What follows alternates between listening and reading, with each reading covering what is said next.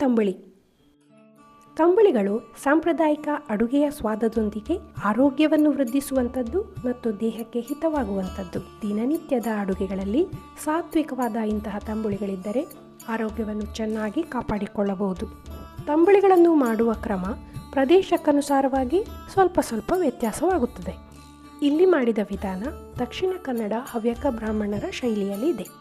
ಬಾಣಲೆ ಇಟ್ಟು ಒಂದು ಅರ್ಧ ಟೀ ಚಮಚದಷ್ಟು ತುಪ್ಪ ಹಾಕಿ 1 ಟೀ ಚಮಚ ಮೆಂತೆ ಹಾಕಿ ಹೊಂಬಣ್ಣ ಬರುವವರೆಗೆ ಹುರಿದುಕೊಳ್ಳಿ.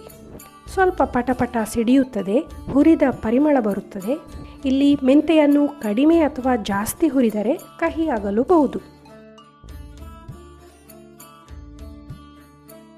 ಹುರಿದ ಮೆಂತೆಯನ್ನು ಮಿಕ್ಸರ್ ಜಾರಿಗೆ ಹಾಕಿ ತೆಂಗಿನಕಾಯಿಯ ಅರ್ಧ ಭಾಗವನ್ನು ತುರಿದು ಸೇರಿಸಿಕೊಂಡು ತರಿತರಿಯಾಗಿ ರುಬ್ಬಿಕೊಳ್ಳಿ.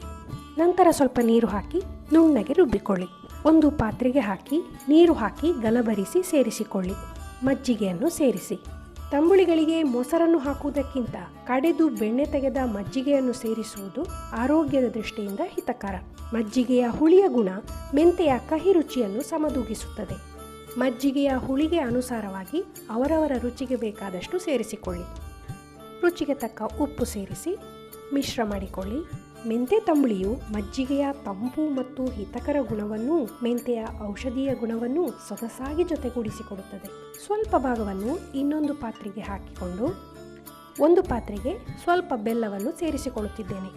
ಇಲ್ಲಿ ಮೆಂತೆ ತಂಬುಳಿಯ 2 ಭಿನ್ನ ರುಚಿ ವೈವಿಧ್ಯವನ್ನು ಗಮನಿಸಬಹುದು. ಚೆನ್ನಾಗಿ ಮಿಶ್ರ ಮಾಡಿ ತುಪ್ಪ, ಸಾಸಿವೆ, ಕೆಂಪು ಮೆಣಸು ಮತ್ತು ಕರಿಬೇವು ಹಾಕಿದ ಒಗ್ಗರಣೆಯನ್ನು ಕೊಡಿ. ತಂಬುಳಿಗಳಿಗೆ ಒಗ್ಗರಣೆ ಹಾಕುವುದು ಬಿಡುವುದು ಕೂಡ ಅವರವರ ಆಯ್ಕೆಗೆ ಬಿಟ್ಟದ್ದು. ದೇಹಕ್ಕೆ ತಂಪು ಮತ್ತು ಪೋಷಣೆಯನ್ನು ನೀಡುವ ಇಂತಹ ತಂಬುಳಿಗಳನ್ನು ಸಾಮಾನ್ಯವಾಗಿ ಅನ್ನದೊಂದಿಗೆ ಸೇವಿಸಲಾಗುತ್ತದೆ. ಅನಾರೋಗ್ಯದಿಂದ ಚೇತರಿಸುತ್ತಿರುವವರಿಗೆ ಮತ್ತು ಬಾಣಂತಿಯರಿಗಂತೂ ಇಂತಹ ತಂಬುಳಿಗಳಿಂದಲೇ ಊಟ ಆರಂಭಿಸುವುದು ಹಿತಕರ.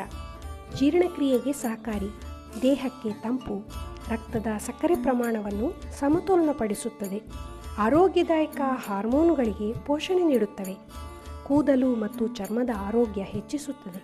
ಮೆಂತೆ ತಂಬುಳಿ